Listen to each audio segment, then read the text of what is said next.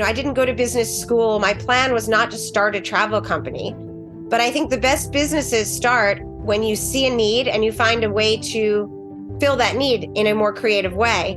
And so it organically just happened that I transitioned from actor on tour to agent booking travel for other actors on tour and crew and musicians, etc. Welcome to a new episode of Most Memorable Journeys.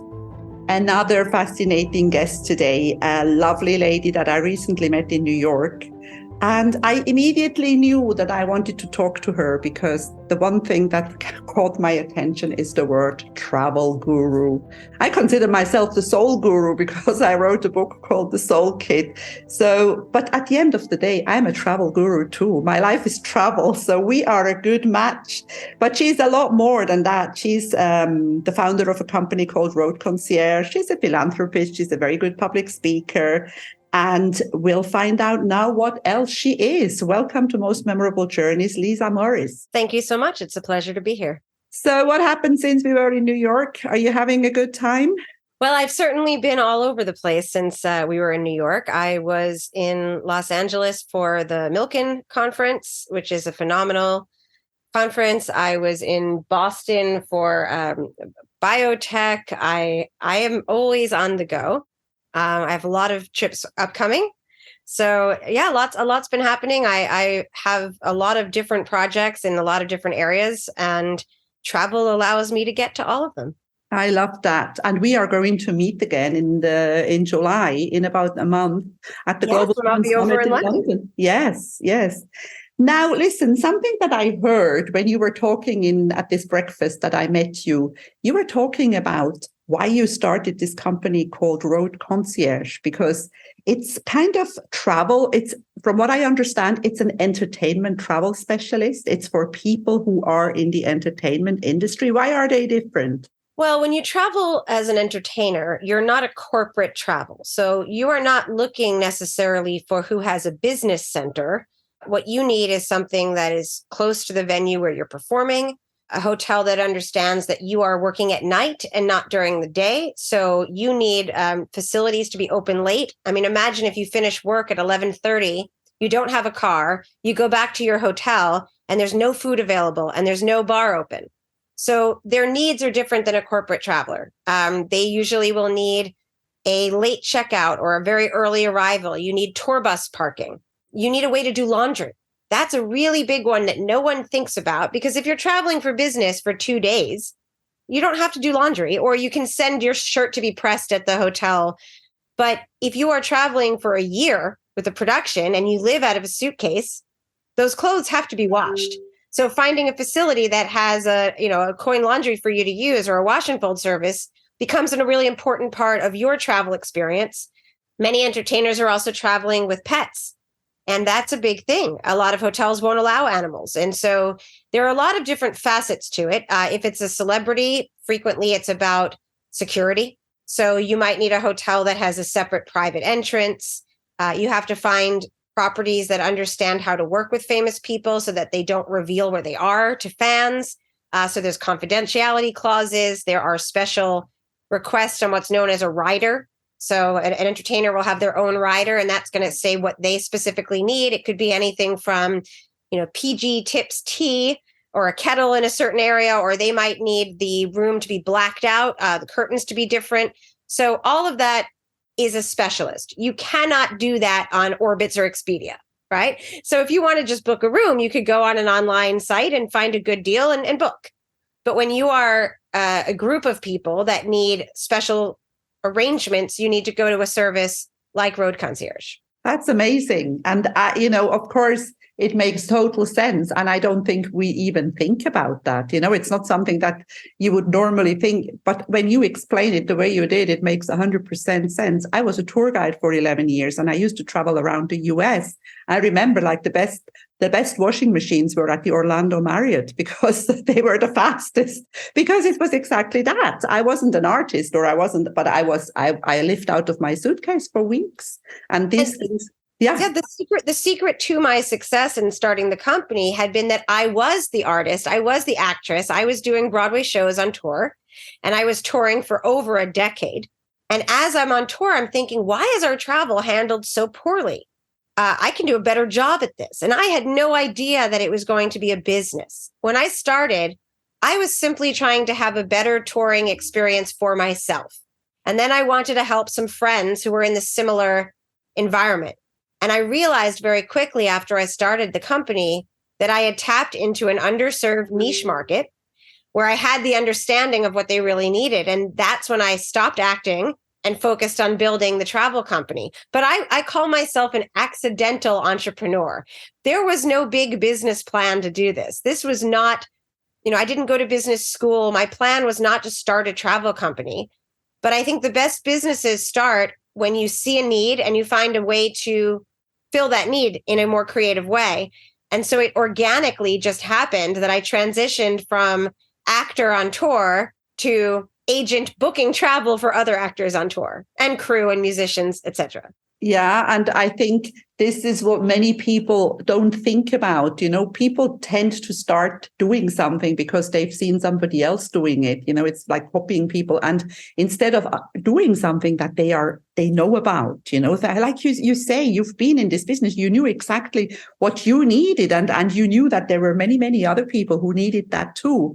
And I think that can give you a really, really good idea for your own business. And it's interesting now, I get approached all the time from companies looking for investment and other things that have various travel technologies or, an AI for travel. And there's a huge market for that, for sure. But I always explain that's not what my business ever needs, because what I do cannot be done on the internet or via an AI tool. Leisure travel can. So if you're someone that says, I'd like to go to Italy, AI will be able to do a better job than I could for you, because instantly it's going to pull up all sorts of options, background, information, photos. It's a brilliant way for you to book an individual person on their dream holiday. But to try to move 80 or 90 people with equipment and buses and independent needs on the internet is never going to happen. Or if it does, good luck.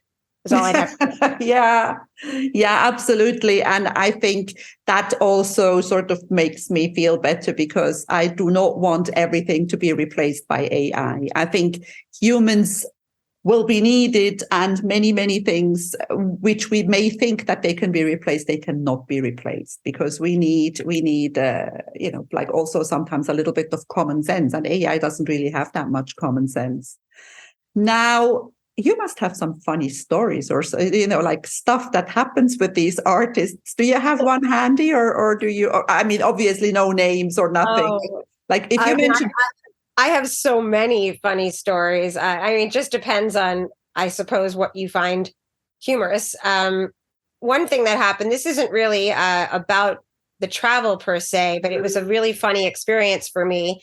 An artist who I obviously am not going to name, I get a phone call at 2:30 in the morning, and it was actually from the artist himself, which was shocking, because typically I am not dealing directly with the artist. I'm dealing with a manager, a tour manager, or a personal manager, or even a personal assistant. But very rarely do the artists themselves call me. If they do, it's because they want to talk through something and they don't want it to be via a third party. So I do have a relationship directly with certain artists, but most of the time it's going through a management company or a filter. So I see my phone blow up with this artist's name on it, and I'm thinking, it's 2:30 in the morning, something must be very, very wrong. So I answer the phone, and this verbatim was the conversation. I don't know where I am. Oh, you don't know where you are? So I get out of bed. I look up where he's supposed to be. I said, well, you should be at so-and-so hotel. And he goes, I don't think I'm there. Okay. Well, what do you see around you? He's like, I'm in a hallway. I said, okay. Is there an elevator or a lift? Yes. I said, get into it. Can you press L for lobby or G for ground? Yes. Is there a front desk? Yes. Go ask them where you are. But it's so funny. I'm thinking, hey, how did he obviously was very disoriented and had no idea what was happening. How did he even find my phone number in his phone? But then also, how do you expect me, a travel agent in New York, in the middle of the night for me, to know where you are? I don't have a chip in you. So I thought that one was absolutely hysterical. Other things that I find hilarious really are more on the hotel side of misunderstanding my request for proposal. So I will send out an RFP and I will say, I'm looking for X number of rooms for this. And they change what I've written in hilarious ways. So a very simple one is I was doing a tour of the show Cabaret, which is a very famous musical. Mm-hmm. 80% of the hotels that responded for Cabernet, which is a wine. And I thought, wow, there's a lot of alcoholic hotels, right now. That's what they heard in their head was Cabernet. So I thought that was funny. But the really funny one, I tell this story all the time, just because it made me laugh so much. I get a phone call and, I guess I could say this because I'm not saying her full name or the actual property of where they were, but I get a call. Hi, this is Debbie. Okay, Debbie from Holiday Inn. Now I won't tell you where it was. Okay. How can I help you, Debbie? She says, I see that in 2009, the miserable ass company stayed with us. Is the miserable ass company returning to said city? And I'm like, the miserable ass company? What are you I finally realized after a minute of confusion, she's talking about Les Miserables. So somehow she turned Les Miserables into not Les Miserables or something like that, but the miserable ass company. Where does the ass come from? No idea. But also I'm thinking to myself, in your head, if you're reading from a script, a hotel tells you to call, doesn't it sound wrong to you that a group would stay with you called the miserable ass company? I mean, and I couldn't stop laughing. I just was like, no, the Les Miserables company is not returning. Their store is closed right now. It just cracked me up that somebody could see Les Miserables and turn it into the miserable ass company. So. This is so funny. And I'm sure sometimes things happen, and they happened to me when I was a tour guide. You're not even allowed to laugh. You have to be careful that, you don't want to insult anybody. The things that people sometimes ask you. Hilarious. Well, so I used to work on cruise ships when I was young as a performer. And the questions that passengers would ask were sometimes so ridiculous, you almost didn't know how to respond. So, for example, we did our little show, and one of the ladies came over to me and she said, "Oh, you're such a wonderful singer. Do you guys get to stay on the ship as well? We're in the middle of the ocean." It's like, no, we just swim home after the performance. And then, and she was genuine. I mean, she was like, "Do you guys also stay on the ship?" It was like, "Yes, ma'am. We're in the middle of the ocean. We live here." It's hilarious. Yeah. I think sometimes people, when they are learned one thing, when people are out of their comfort zone, they don't function. They are kind of confused. Or I saw a group of passengers just standing in front of the elevator for about 15 minutes. And I walked over, I said, "Is there something I can help you with?" I assumed they were trying to figure out what deck to go to for what, and they didn't know, or they were waiting. And they said, "Yeah, we've just been waiting and waiting." And I looked at them and I pushed the button for them to light up. And it was like, you do know an elevator works the same way on a ship as anywhere else. You have to press a button for it to come. They didn't think, they're just standing there staring at this elevator, just thinking it's eventually just going to just made me laugh. You're like, what? And then when you travel internationally, I find it hilarious, the translations sometimes that appear. Obviously, English might not be the first language of that country, but they're putting out a sign in English for their English-speaking guests. And some of them are absolutely hilarious. Things like, complaints expected between 9 and 11 a.m. or, feel free to take advantage of the chambermaid. Right? Things like that. And you know what they mean, but it's so funny because you're like, you probably shouldn't take advantage of the chambermaid. I know. Yeah. That might be wrong. It's so funny. But I mean, translation can go very, very wrong sometimes. So you just mentioned traveling internationally. Did you travel internationally as an artist? Yes, I did. In fact, my first very big tour was a tour of Evita. And we basically did Scandinavia and Germany, Switzerland, all the German speaking countries and Scandic countries. And so I was 18 years old and getting to travel all over Europe with this wonderful show. Now, this was before the Euro. So each country had their own currency. Mm-hmm. And so you'd wake up on a tour bus and you'd be like, we're in Belgium. Which thingies do we use in Belgium? We'd call them thingies because we couldn't remember if it was going to be, a pound or a shilling or a franc or whatever it was. So that was a big change that happened during, my lifetime was going to Europe, and all of a sudden everybody's on the euro, which made it a lot easier to tour. I was also touring internationally before cell phones. So we would have to get a calling card and then internationally use our calling card from payphones in all of these countries to call home. And of course, now you have your cell phone. You don't even think about it. It makes no difference where you are. It is amazing. I was a tour guide when there were no cell phones. I was a tour guide in the 80s, and I worked in the Maldives, and we had one phone on the island where I lived, just one phone in the office. And I called home once and I spoke to my grandmother, and she never understood me because, it was this satellite call. So we were both always talking at the same time. So, and then I got a bill of, I think it was $8 a minute. Mm-hmm. When you think of today, so expensive, and paper tickets for the airlines. Yes. We used to have our tickets delivered to us, to get your ticket instead of it just being emailed to you. It's so that the amount of change that has happened with traveling in the course of my, I'm 47 now. I was 18 when I started touring. It's really incredible, the changes. And I got the chance to go to incredible places for free, not just for free. I was paid to go. Mm-hmm.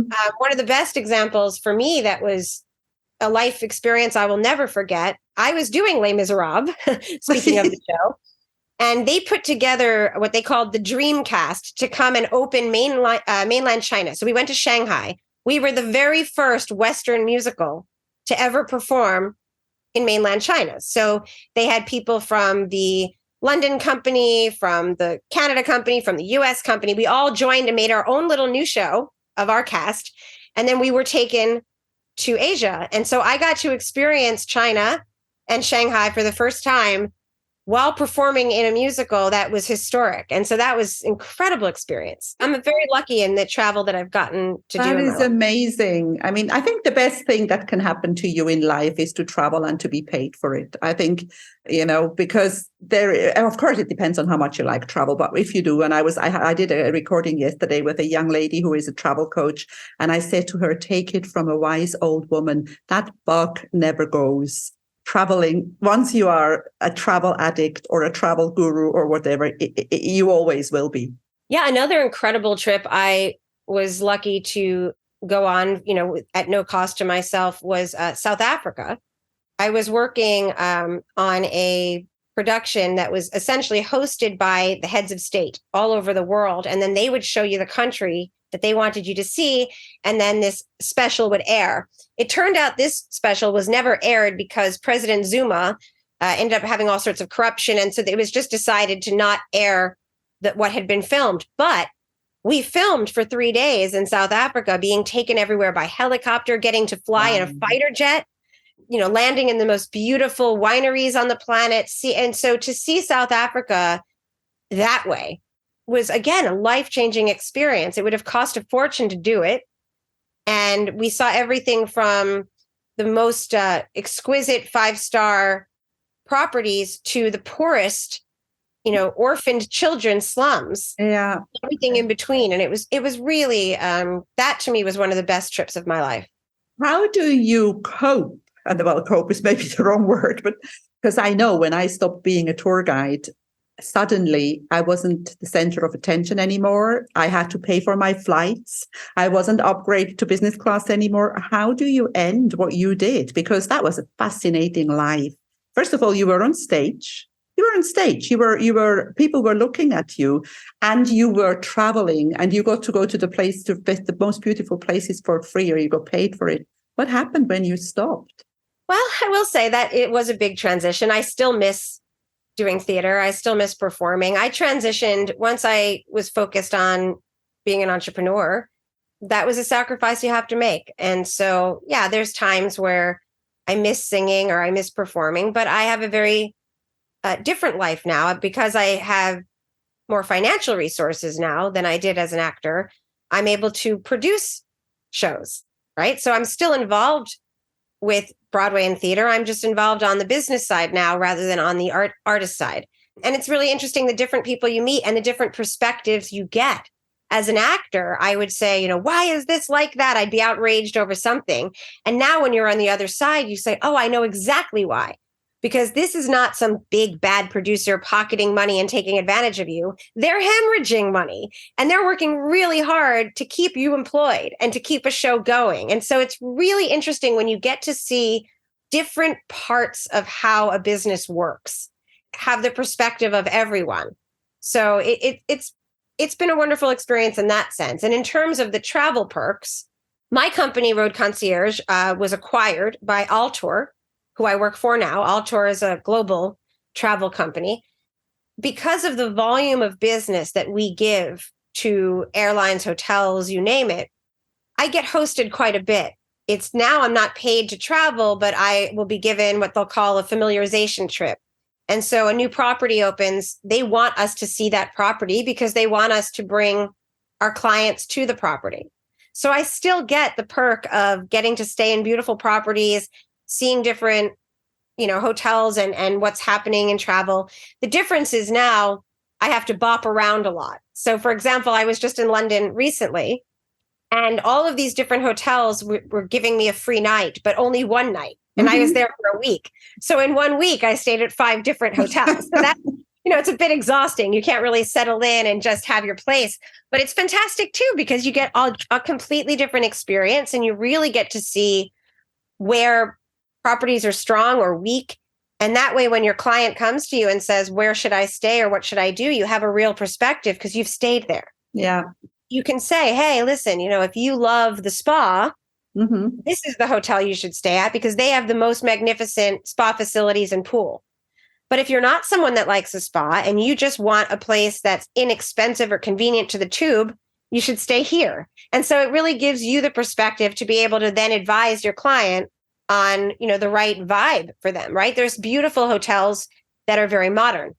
So if you have a client that likes a classic property, they're not going to like it. On the opposite side, you might have an old school, beautiful Four Seasons, Ritz-Carlton type of thing that is extraordinary and lovely. But if you have a client that wants something hyper modern, that's not the right fit for them. And so, as you get that perspective of which brands are more modern, which brands are more classic, who's focused on service, who's focused on rate and affordability and convenience, you have a much better way to advise your clients on what the right property is for them. Oh, yeah. I mean, those fan trips are so important. And I think, again, coming back to artificial intelligence or just, descriptions, it's not the same. When you read a description, it's not the same than when you've been in the property, actually, when you've, as you say, walked out of it and see what you walk to, where it is. It's good to go yourself. I wanted to ask you something else, coming back to being able to produce. What do you think of the young people now? The person that you were, are they different? Are they, of course, obviously not social media, but it's just the phone, it makes a big difference. What's the difference? How do they compare? I'm genuinely concerned about the next generation. I realize that makes me sound very old and I'm sure every generation has said that, but the difference that I see, and this isn't like millennials, this is Gen Z that I'm talking about. There's a genuine lack of human connection now. They're connected, but they're sitting next to each other on their phones to each other. They're not talking. If you see this everywhere now. And I think that while it's great to have a virtual reality and experience a world from your couch, it's not the same as really connecting to other people in that place. And so I think technology in some ways has been good because you allow experiences that people wouldn't be able to afford for them to get to know it. You can connect with larger groups of people on social media, but I feel there's a real lack of human to human connection. I think it's very dangerous. I don't have children, but if I had children, my kids would be getting sent to like sleepaway camp for 8 weeks, no phone, go out in the woods and play. I think that there's not enough direct human to human interaction among young people now. And I also think the bigger issue is attention span. So when I was a kid, I would read a whole book. I would watch a movie. I would watch sitcom television for half an hour and I would be engaged in that story the whole time. I see with my niece and nephew and my friends' kids, because of these 30-second video delivery of their content, they don't have the attention span anymore. You know, a movie is boring to them now. 2 hours for a movie, it's like they're already on their phone, they're texting.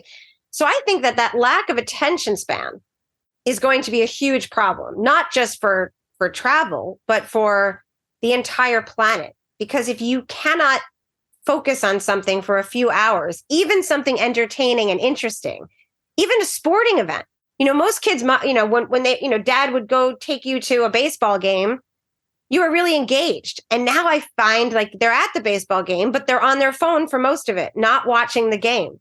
And I think that's a real problem. I'm genuinely worried about that training of the brain at a young age to not be able to focus for more than 30 seconds or a minute at a time. I think that's really dangerous. And as you said before, the lack of human connections. And I mean, it is a fact that lots of young people are depressed. Lots of the suicide rate of teenagers has gone up by a lot. And, you know, also comparing, of course, social media and seeing that everybody else is having a good time or pretending to have a good time and you're sitting there on your own. It is, as you say, it is dangerous. And I think it's important for people who have children. I have children, they're grown up and they're doing well. It's actually my daughter who tells me to put away the phone, which I love. So, but not all. Or to realize that half the people on social media saying they're having this amazing time or not. And actually, you know, this brings up another point that I find so frustrating. I went to Art Basel in Miami, and it's a big art show. And what I saw were hundreds, if not thousands of people walking past the art, taking selfies of themselves, taking videos and pictures of themselves. Look what a great time I'm having at Art Basel. I don't think they looked at one piece of art. It was all about showing off. I'm here, I'm there. Look at me having fun. And I'm thinking, how are you having fun when all you're doing is taking pictures of yourself? You're not actually doing anything. That's crazy, but that happens a lot. Half of social media is people just wanting to show other people that they're someplace amazing or doing something cool, but they're not actually experiencing it. It's like if you're at a concert, listen to the music. If you're at an art show, look at the art. If you're traveling and you're on, you know, at the Great Wall of China, experience the wall. Stop taking videos of yourself. Yeah. So I find it really, I'm not on any of those social media platforms. I'm on LinkedIn because I find it useful and professional. And I'm on Facebook only to know people's birthdays. I find that tool amazing to remember. But I'm not on Twitter and Instagram and all of that. I just cannot be bothered. I'm too busy living my life to just be posting about it. That's well said. That is a very, very good way to live. And as you say, you know, people actually watch concerts through their phone because they're busy filming it. So, you know, this is true. It's crazy. Now, changing the subject, have you ever been to my part of the world? I live in Cyprus in the Eastern Mediterranean. I have never been to Cyprus. I would love to go. And maybe Greece? When I'm in London, in between. I'm going to Scotland after London for a golf trip, but I have about 4 days in between London and Scotland, and I'm trying to decide where to go. And I was trying to decide between and Portugal because I would really like to experience both of them. Cyprus is a country. Greece is another country. This is also something that many people kind of misunderstand. Cyprus is an independent republic, but it's Greek. You know, the people who we speak Greek, I'm from Switzerland, but I have been living here for a very long time. So you're very welcome in between. Okay. Yeah. No, I know that Cyprus is I was saying in my personal planning, I was looking at Santorini or Lisbon. Those were my two that I was trying to do. I haven't even thought about going to Cyprus. I would love it. So yeah, I would love to go to places I have not been. Yes. So the main part, I've been to most of Europe. I've been to every place in America, every place in Canada, even the small, I've been to, Medicine Hat and places in Canada that Canadians haven't been to. I've been to a lot of Latin America. I have never been at all to South Pacific. So I have never been to Australia, New Zealand. I'm dying to go to Indonesia and Thailand. Like, I have not been to that part of the world. And that is on my personal bucket list of travel. And as you say, go to places where you haven't been instead of going, sometimes we tend to go back to the same places. I think it's important to go to new, open your mind and go to different places and leave the comfort zone as well and try something new. There's one city that I have gone to every year other than 2020 because the pandemic canceled my trip. But every year since I was 18 years old on that tour of Avida that I mentioned, I discovered my personal favorite city on the planet so far, and that's Amsterdam. And so I go to Amsterdam every single year, even if it's for a day. It's just, I make it a priority in my life. I call it the home of my heart, the land of freedom and cheese. And I love Amsterdam, and that is my happy place. That was going to be, now you've messed up my interview because I'm joking. That was going to be a question because, I ask people, what is your favorite place? And I find it difficult because most people find this question difficult to answer because, there are so many nice places, but in your case, it's very clear. So Amsterdam it is. That's lovely. I love Amsterdam and I love the Dutch people. They're very friendly and cool. Yeah, I've never felt more of a sense of homeland than I do in Amsterdam, which is funny because I'm not Dutch. But from the moment I set foot in Amsterdam, I felt like I came home. It was an instant feeling. So I don't know if you believe in past lives or whatever else, but there was a feeling like this is where I'm from somehow. Another thing I think is interesting is, so I'm of Jewish descent. And so I went to Israel for the first time. And I thought that I would go to Israel and feel that sense of homeland or history. I did not. I loved Israel. It was a stunning country, amazing place. I highly recommend anybody go to Israel. But I was there like a tourist. I thought it was a fascinating place, but I did not feel that it was my home. In Amsterdam, even though I'm not from Dutch descent, I have never felt more at home anywhere on the planet than in Amsterdam. It's just, I don't know, the minute I set foot there, I feel at peace. How amazing. And yes, I do believe in past lives. I've never actually had this experience that you had, but I know that, we've been to many places, and I also know that we will be going to more places. And I also believe that if you're a good person, you'll be having a good time in the next place you go to. That's an interesting work because our time is up, but I think that's a very, very deep way to end a podcast interview because, it's funny, like you're saying, you're of Jewish descent. You could have been born in Amsterdam. You could have lived in you don't know. Like you say, you're not of Dutch descent, but that could go back a long time. You never know, and you probably will never know, and it doesn't matter. And it's good that you feel comfortable there. I love it, and I've loved talking to you today. So thanks for having me. I did too, and I look forward to seeing you in London. Absolutely, I love London as well. Great city. But not as much as Amsterdam. And I want to thank you very much for spending time on Most Memorable Journeys today, Lisa Morris. My pleasure. Bye. If you enjoy my podcast, please like, share, and subscribe to my channel. You will find all the information in the show notes.